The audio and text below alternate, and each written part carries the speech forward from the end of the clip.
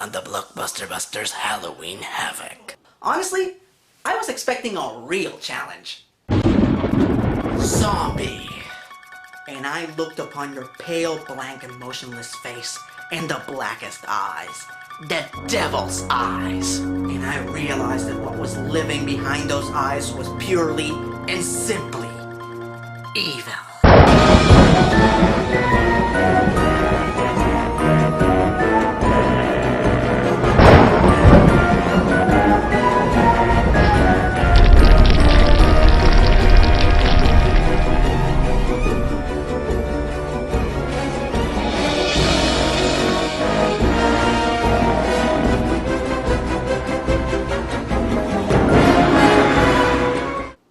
Greetings, fanboys and fangirls. I'm Erod, and I'm the Blockbuster Buster. Oh, Rob Zombie, your fans are so polarized that they either defend you to the death for your one cult hit, The Devil's Rejects, or they're chasing after you with torches and pitchforks for your remakes of the Halloween movies. Now, I've said it before and I'll say it a million times. While the original Halloween may not be the first slasher movie, it is the film that set the groundwork for the genre and paved the way for all the other great slasher franchises, like Friday the 13th and A Nightmare on Elm Street. The premise is simple. Mental patient and deranged killer Michael Myers escapes from an insane asylum to finish the killing spree he started 15 years ago, all the while wearing a William Shatner mask. Hey, if I saw the Shat coming at me with a knife, I would shat myself. If you claim to be a horror fan and you haven't seen the original Halloween, first of all, shame on you. Second of all, watch it now, cause there will be spoilers ahead. This one is required viewing, folks. It is my personal opinion that John Carpenter's Halloween has the greatest opening scene in horror history, and I do not wish to give it away to those of you unfortunate enough not to have seen it yet. Now, before everybody and their mom points out that Mike J already reviewed this film, I want to assure everyone that I did my best to call him just to make sure that it was okay with him. However, I couldn't get him on the phone because he's really busy with NerdQuest right now. But I did get the British bastard on the phone, and this is what he said. Bogger off, you spiky hard pillock. Pillock is like a king over there, right?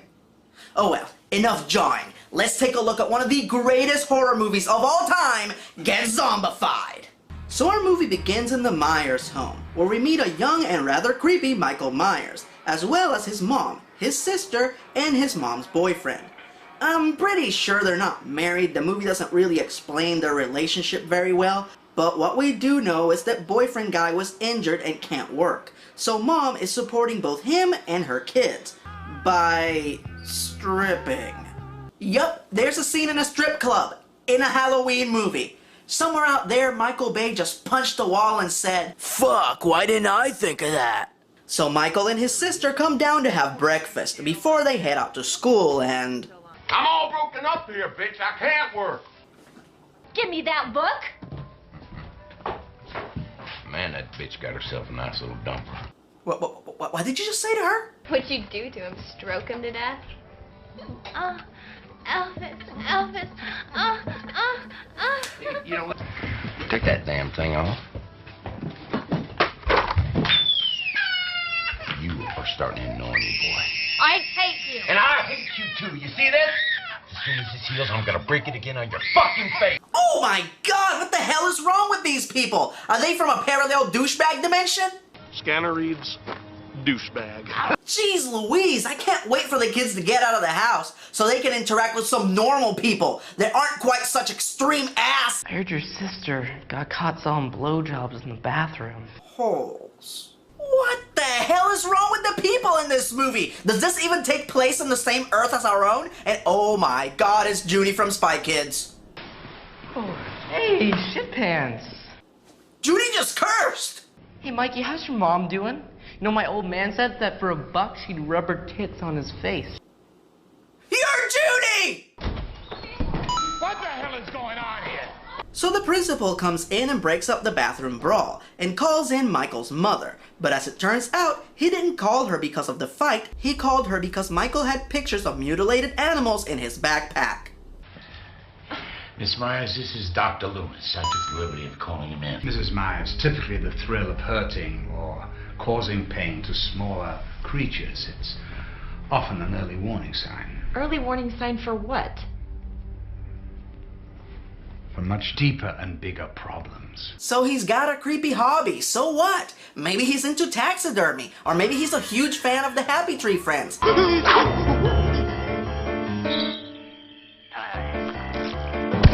This doesn't necessarily mean that he's gonna grow up to be a serial killer. Never mind. This is for Spy Kids 1, and this is for Spy Kids 2, and this is for Spy Kids 3D. He is really not a big fan of Robert Rodriguez. Now, before we move on, I have to ask, what is the deal with the Happy Clown mask? If you're trying to disguise yourself, well, I hate to break it to you, kid, but you're the only 5'2" boy with long blonde hair in this entire town. Green Lantern's domino mask is more effective. Hal? Miss? Hal? Oh my god. Oh my god. Oh my god, Hal! How did you know it was me? What do you mean? I've known you my whole life. I've seen you naked. You don't think I would recognize you because I can't see your cheekbones? So Halloween night arrives, and Michael's sister plans a romantic evening with her boyfriend, who tries to turn her on by putting on William Shatner's pale, expressionless face. Wow. What? Take that stupid thing off. Oh, come on, babe. I want to do it with the mask on. Guys, it isn't just the face that makes William Shatner a super stud. He also has the moves to back it up.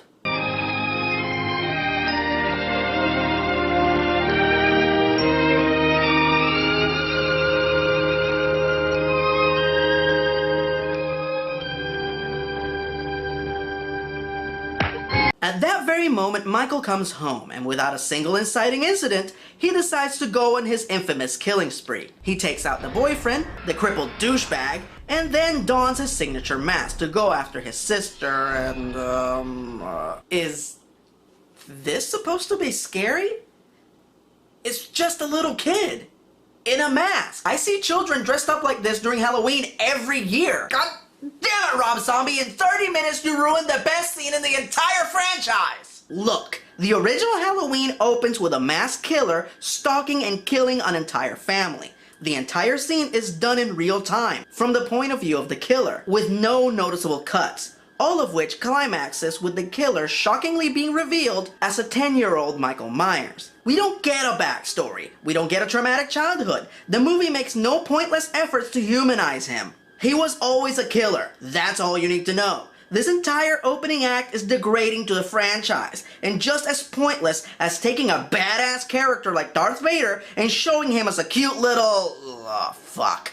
I'm sorry, I forgot. I think I made my point. Michael spares his mom and his baby sister and is committed to a mental institution.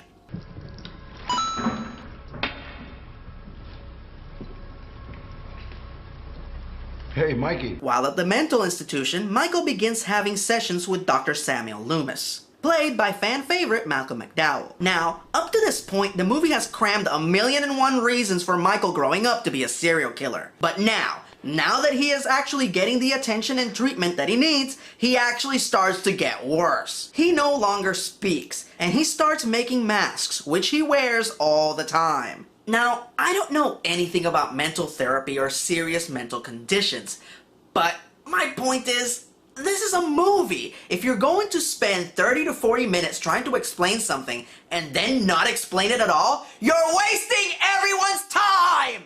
In the original movie, John Carpenter quickly, cleanly, and effectively establishes Michael as a disturbed killer. The reason for him being a killer is inconsequential. We don't need an explanation. All you need to know is that he was already a mass murderer as a child, and as an adult, he's going to be 10 times worse. So now that Michael has become a mute, mask-wearing psycho, his mom and Dr. Loomis find that this is the best time to leave him alone with a fork, a nurse, and no security. Couldn't be related to you. Wasn't that the kid who brutally murdered 3 people on Halloween night? Yes, he was. I knew he looked familiar. The mask threw me off. So we fast forward 15 years later. where we find that Michael is still at the insane asylum, and he had a growth spur. Actually, apparently he had 3 of them. So 2 of the employees at the insane asylum break in at night to rape one of the patients. Now, in a normal movie, that by itself would be shocking enough to get the point across, but not in Rob Zombie's infinitely deranged, perverted douchebag dimension, where William Shatner masks make women horny, and giving mental patients sharp objects is a peachy keen idea. Oh no! You see, they're not just going to rape this girl, they're going to break into Michael Myers' room, and then they're gonna rape her. Oh god. Could we just cut to the part where these 2 assholes die before I have an aneurysm?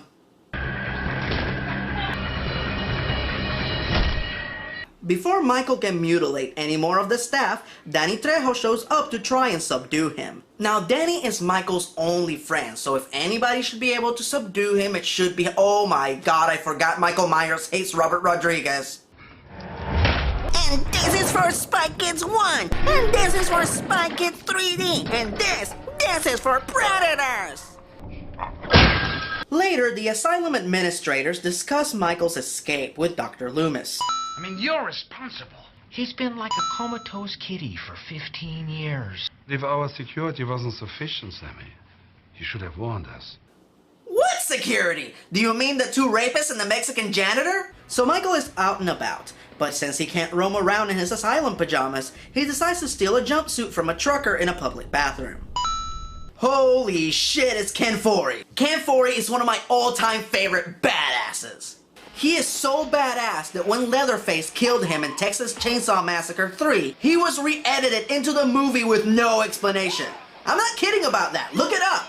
And now he's gonna give Michael Myers a real fight because nobody fucks with—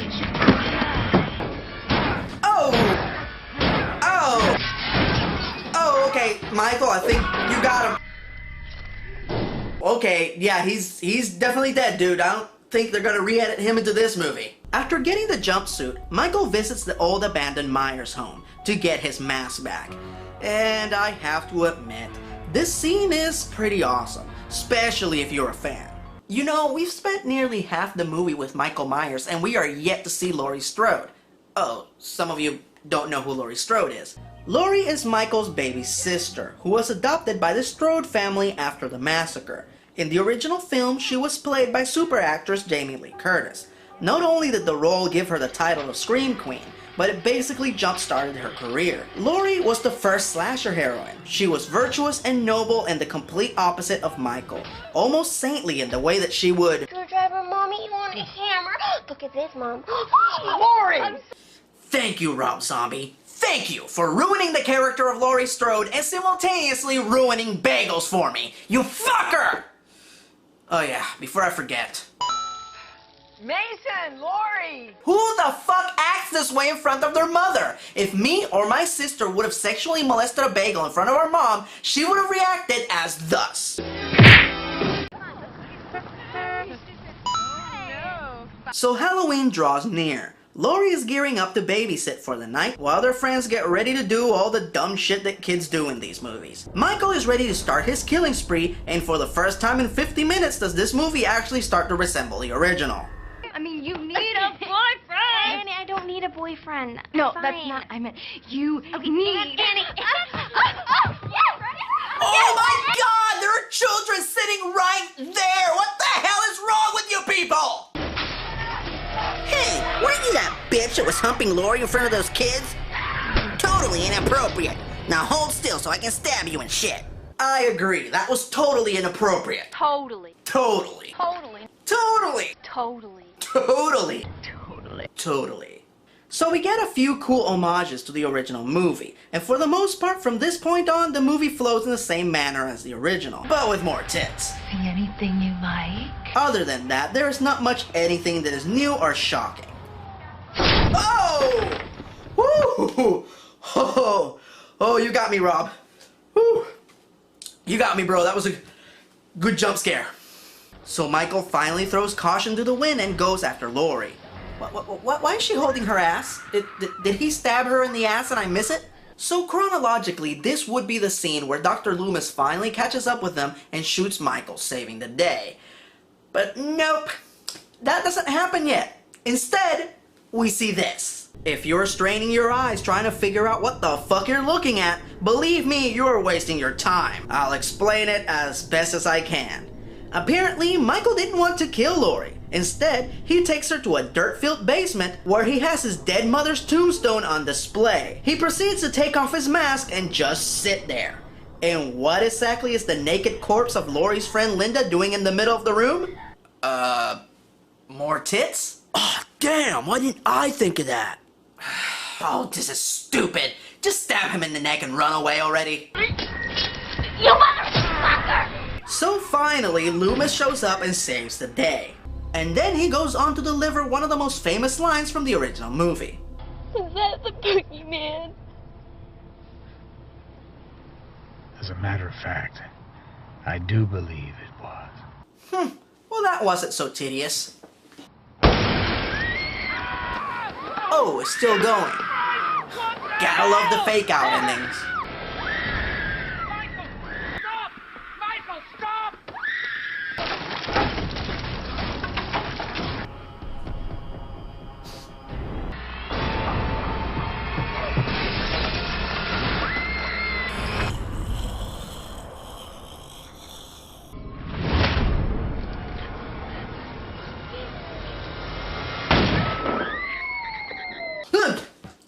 What happened? Is it over? Did the good guys win? Oh, who gives a shit? This movie is a hellacious hollow of hallucinogenic horridness. The original movie is a masterpiece that needs no remake, and this movie more than proves that. This whole movie is just terribly unpleasant, especially when it comes to the characters. I hate these disgusting perverted douchebags with all the darkness of my heart. I'd take Shia LaBeouf any day over these depraved, insipid, hedonistic Neanderthals. I don't know what backwards reality Rob Zombie was trying to capture here, but it's definitely not a real or relatable one. Outside of a lot of good cameos and the beautiful cinematography, the only other good thing that this movie has going for it is Tyler Mane as Michael Myers. He is very much the big badass force of nature that Michael is supposed to be, and I wouldn't mind it at all if Mane came back to play Michael Myers again in another movie. While I can respect they were trying to give their own spin to the character of Laurie Strode, did they have to turn her into an annoying perverted hoe bag? Could they at least make her a little likable? I mean, damn! Now, I do realize that the original movie is so airtight because of the budget constraints. But in that case, John Carpenter made those constraints work to his favor. Here, with all the resources at his disposal, Zombie just gave us a heavily padded bit of fluff that is barely worthy of being in the same genre as the original film. Wait a minute, hold on, let me check on something. Yep, heavy. I figured. And now I'm gonna jinx myself aloud by saying something stupid like, there couldn't possibly be a movie worse than this one. And then Rob Zombie's Halloween 2 will appear. Of course.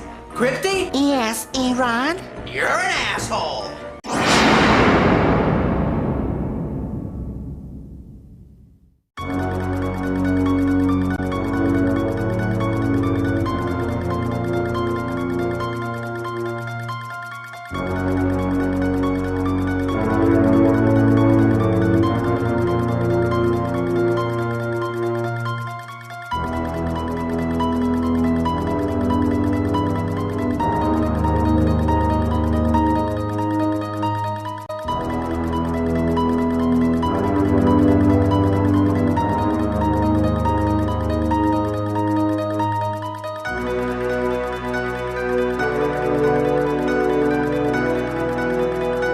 Join the Legion, suckers!